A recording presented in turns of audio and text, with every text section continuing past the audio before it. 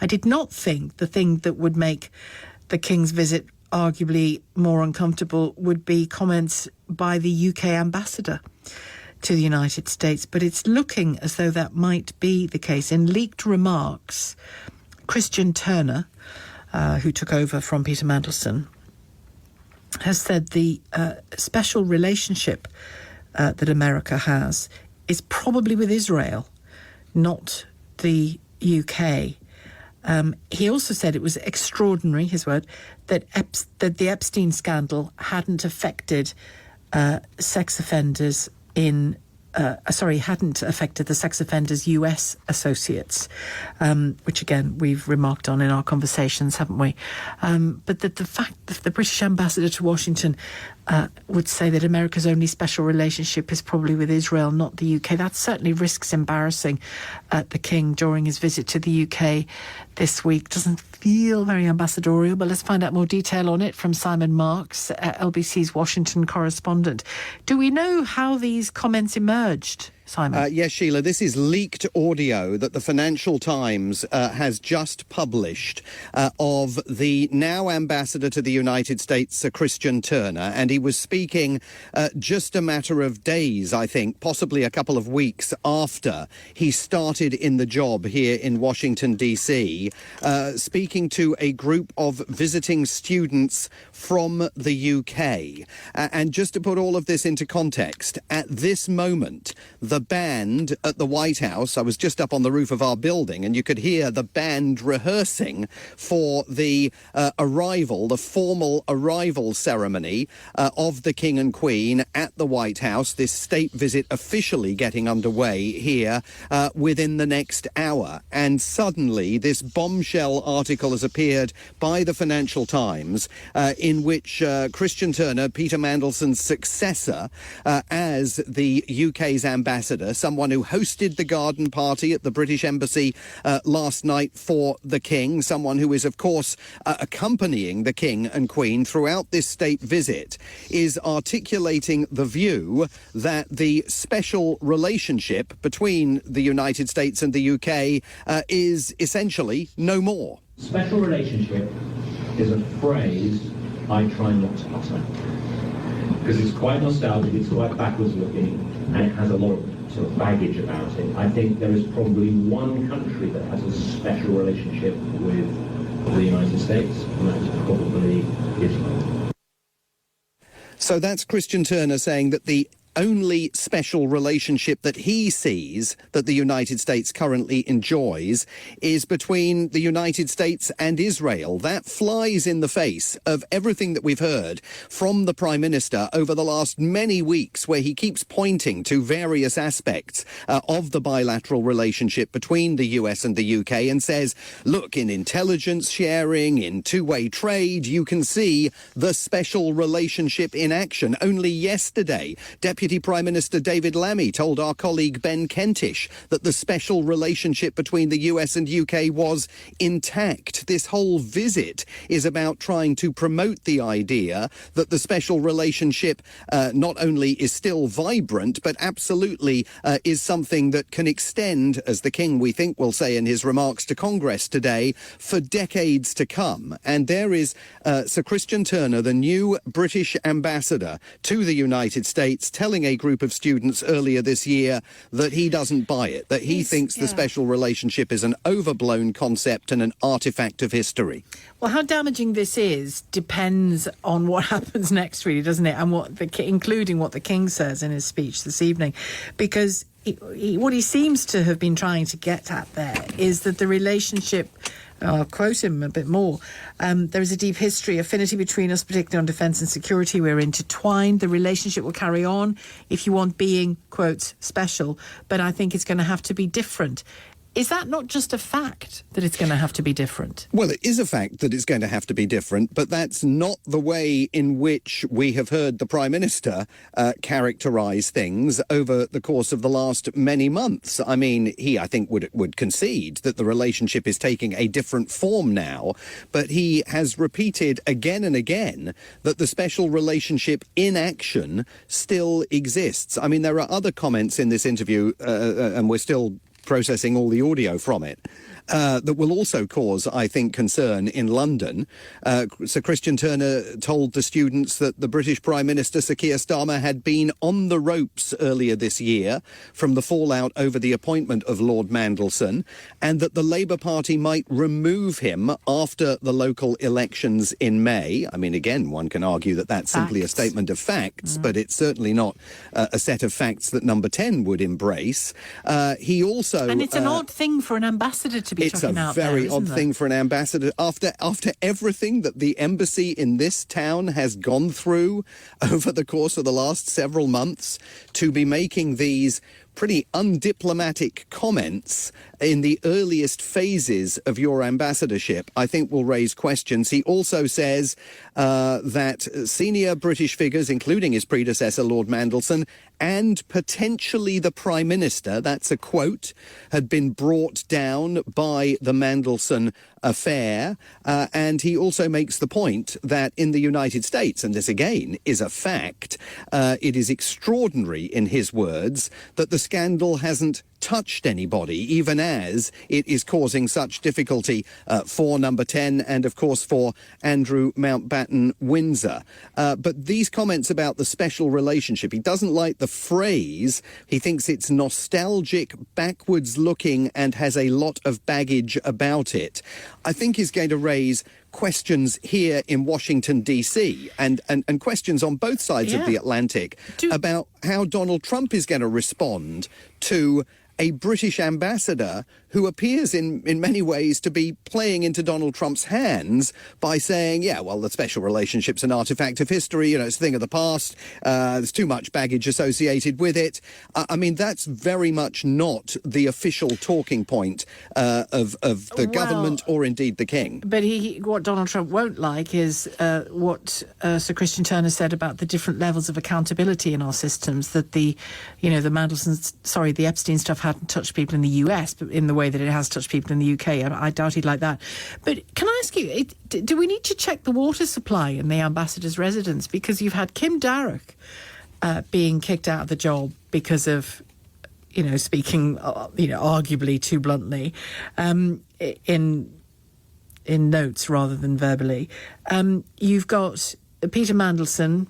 Less said about that, the better. We know what that situation is. And now this. I mean, aren't ambassadors meant to be ambassadorial? Yeah, I mean, we should note that I see in the FT Sir Peter Westmacott, who, of course, was also a British ambassador to the US, is defending Christian Turner, saying it can be embarrassing when remarks intended for a private audience are made public. But I see no reason why what he said to a group of students a couple of months ago need affect his ability to continue the excellent start he has made in DC. And a Foreign Office spokesperson said these were private, informal comments made to a group of UK sixth form students visiting the US in early February.